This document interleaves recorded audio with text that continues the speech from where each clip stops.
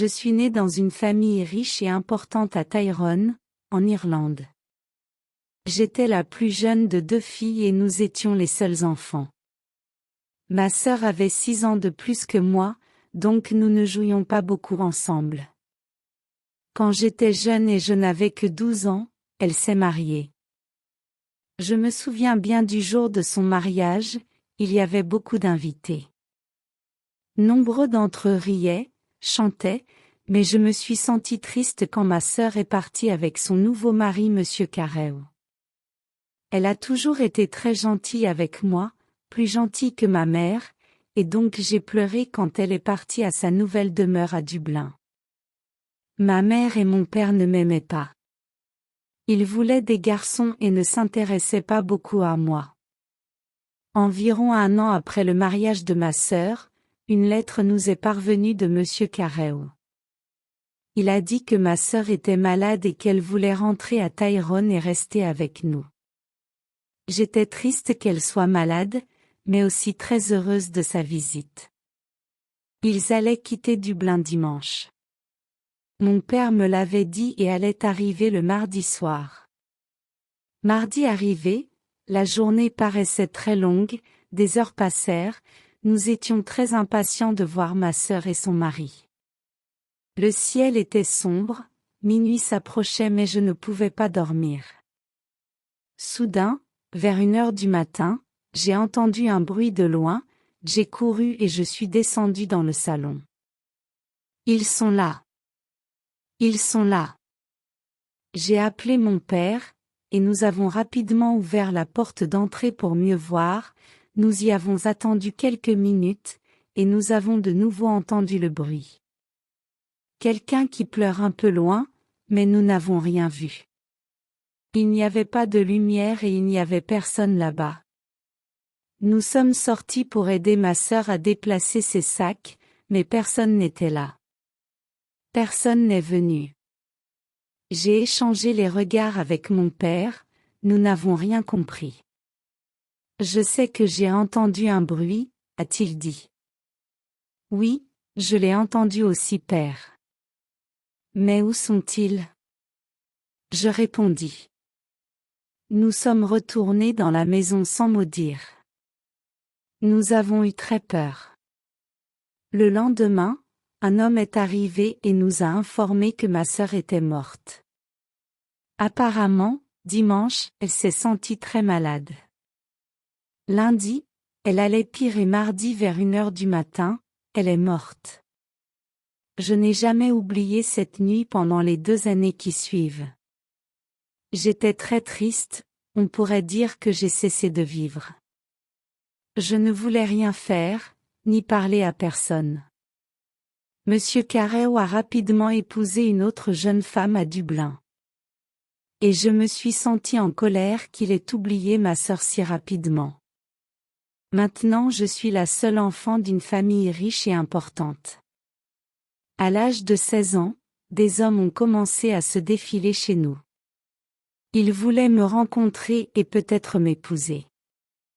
Mais je n'aimais aucun de ces hommes et je pensais que j'étais trop jeune pour être mariée. Quand j'ai eu 18 ans, ma mère m'a emmenée à Dublin.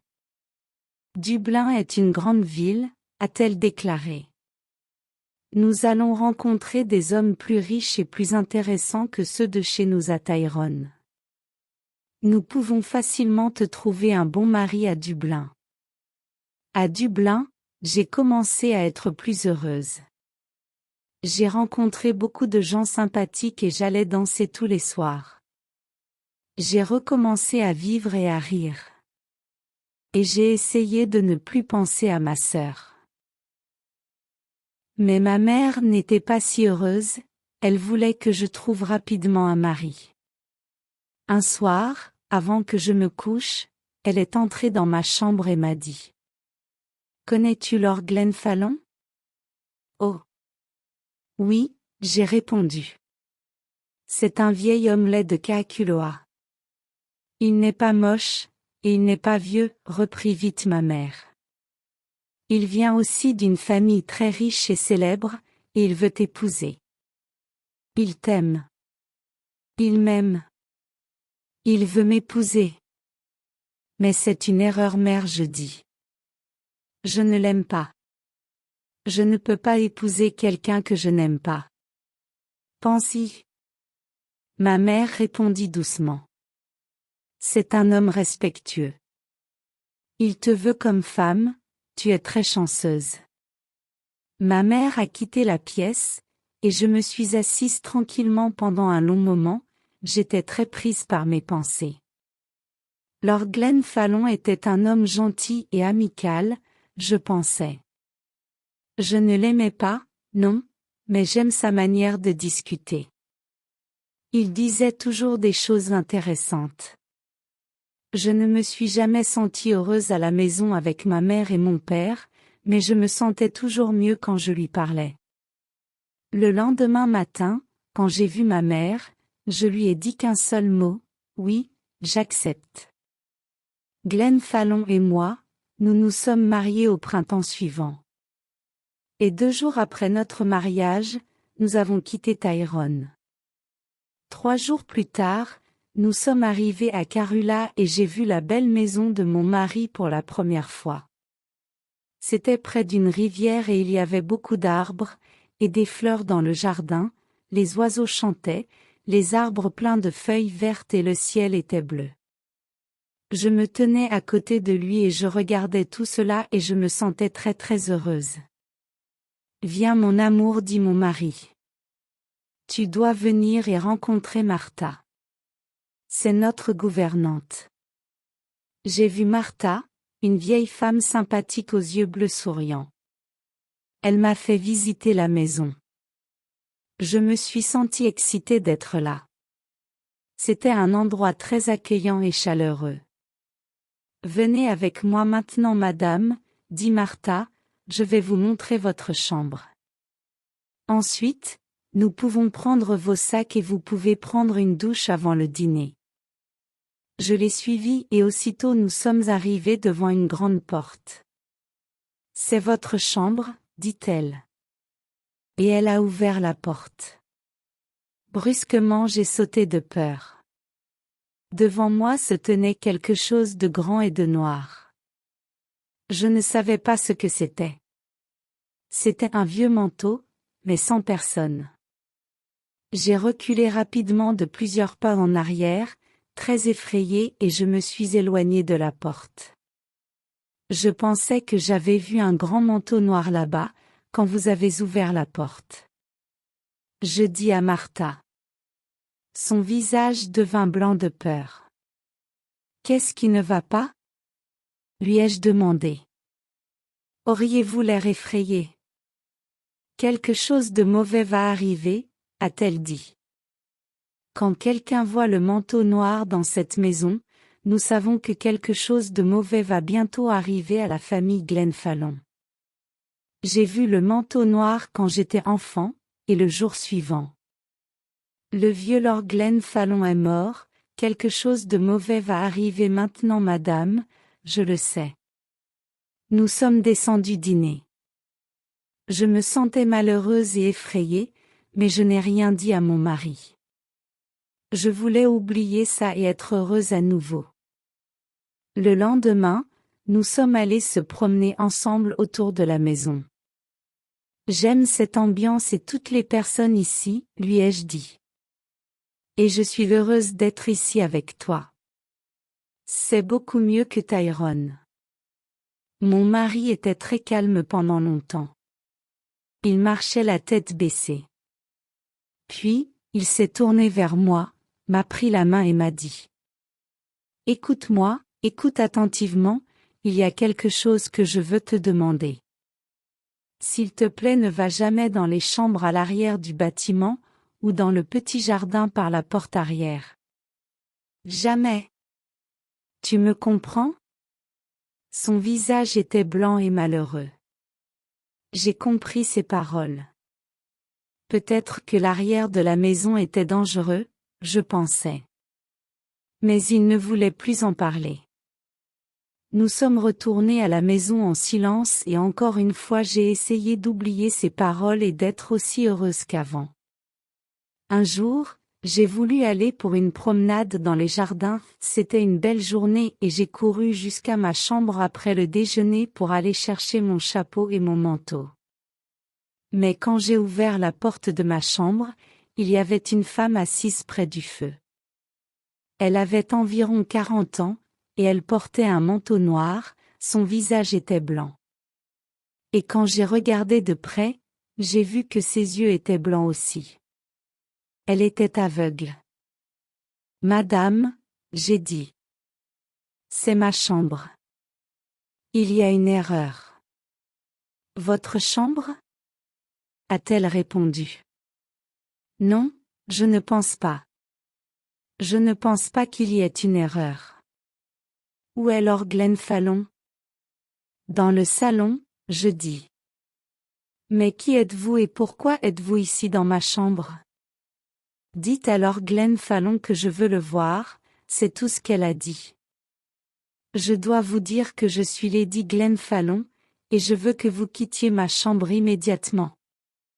J'ai répondu. Lady Glenfalon. Vous ne l'êtes pas. Elle a pleuré et m'a giflé.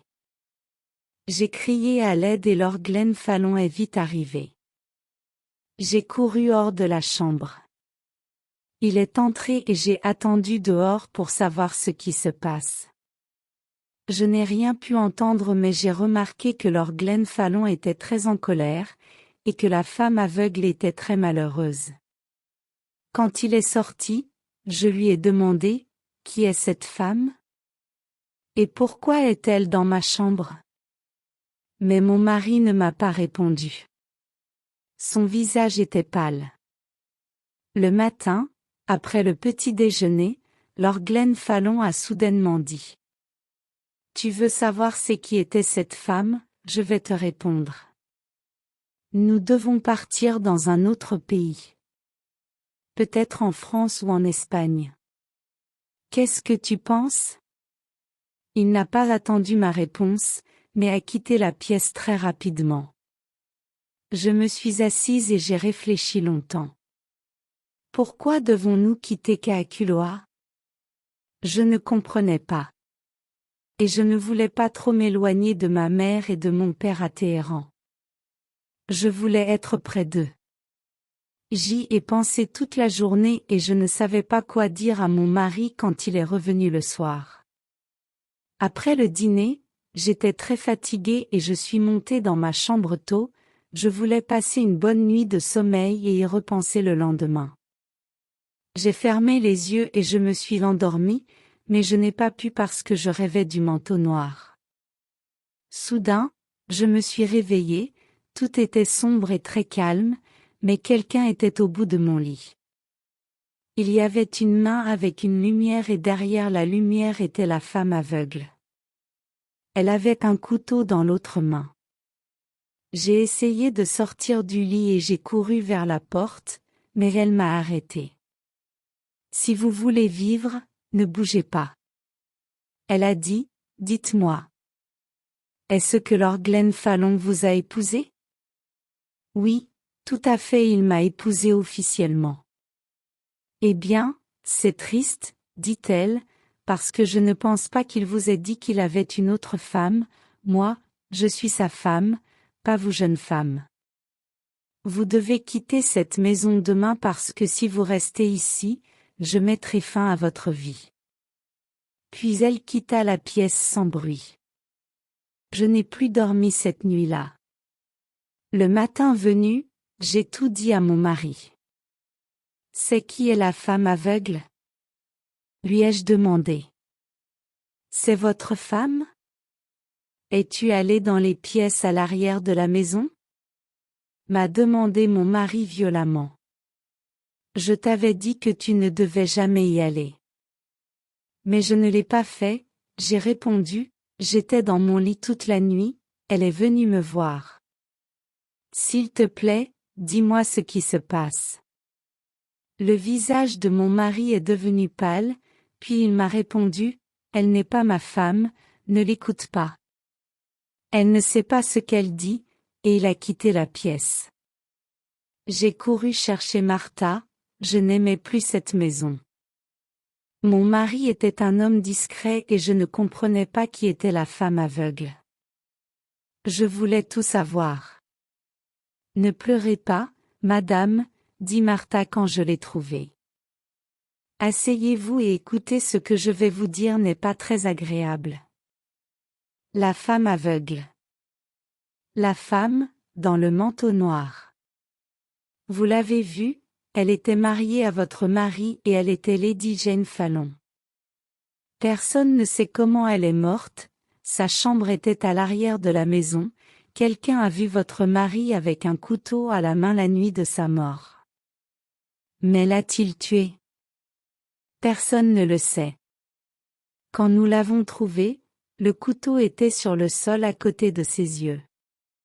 Quelqu'un lui a crevé les yeux après sa mort. Peut-être qu'il ne voulait pas qu'elle voie sa prochaine épouse. Je n'ai pas attendu pour reparler à mon mari. J'ai quitté la maison ce jour-là, j'avais trop peur de rester une minute de plus à Caergylag.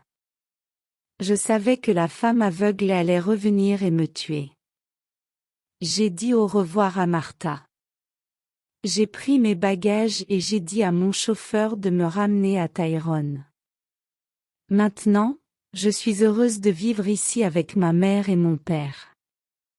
La maison est calme, je dors bien chaque nuit, et ils sont devenus plus amicaux avec moi qu'ils ne l'étaient avant. Parfois, ma sœur morte me rend visite dans mes rêves, mais je n'ai jamais eu peur. Elle me dit que la femme aveugle essaie de me trouver à Caergylag et qu'elle veut me tuer. Elle est jalouse de moi, mais elle ne pourra jamais me trouver là-bas. Elle doit attendre la prochaine épouse Glenn Fallon.